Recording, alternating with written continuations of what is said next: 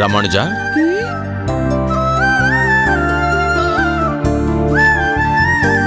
என்ன செய்து கொண்டிருக்கிறாய்? விளையாடிக் கொண்டிருக்கிறேன். விளையாடிக் கொண்டிருக்கிறாயா? நீ கையில் வைத்திருப்பது என்ன தெரியுமா? பூணூல்.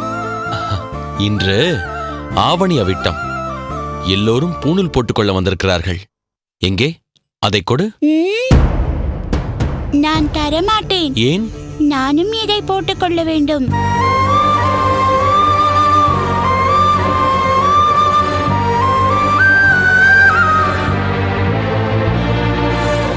கண்ணா, அதெல்லாம் இப்போது முடியாதப்பா. ஏன் முடியாது? எல்லோருக்கும் நீங்கள் இதை போட்டு விடுகிறீர்கள் அல்லவா? எனக்கு மட்டும் இதை போட்டுக்கொள்ள வேண்டும் என்ற ஆசை இருக்காதா?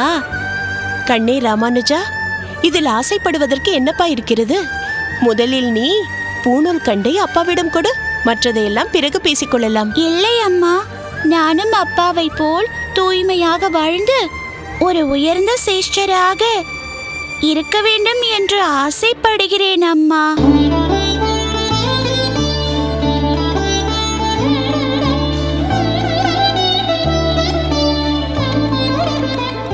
அப்பாவிற்கு எவ்வளவு பேர் எப்படி மரியாதை தருகிறார்கள்.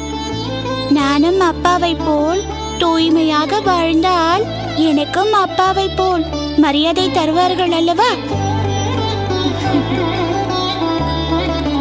குழந்தை ராமானுஜா, எங்கள் செல்லமே, உனக்கு இன்னும் அதற்குண்டான வயது வரவில்லை கண்ணா. பூணூல் போடுவதற்கென்று ஒரு வயது இருக்கிறதப்பா. குறைந்தபட்சம் உனக்கு 7 வயதாவது ஆகியிருக்க வேண்டும். உனக்கு அந்த வயது வரும்போது நிச்சயம் நானே உனக்கு பூணூல் அணிவிப்பேன்.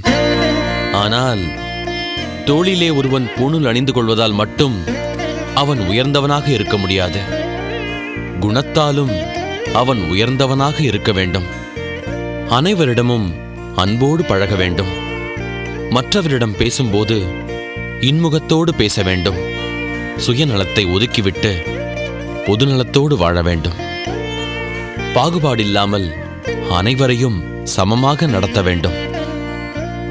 அதனால் நீ மனிதநேயத்தை புரிந்து கொண்டு நடக்க வேண்டும் என்பதுதான் என்னுடைய ஆசை, விருப்பம், எல்லாமே.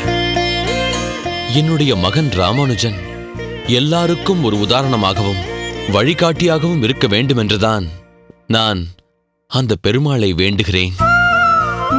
அதற்குண்டான எல்லா வைபவத்தையும் தகுதியையும் பெருமாள் உனக்கு அருளி இருக்கிறார். அப்பா, நீங்கள் சொல்கிறபடி எந்த பாகுபாடும் இன்றி அனைவரையும் சமமாக பாவித்துக் கொண்டு சமத்துவத்துடன் நிச்சயம் நடப்பேன். ராமானுஜா, நீ இப்படி சொல்வது மிகவும் சந்தோஷமாக இருக்கிறதப்பா. நீ இன்னும் சற்று வளர்ந்ததும் அப்பா உனக்கு நிச்சயம் பூணூல் அணிவிக்கிறேன்.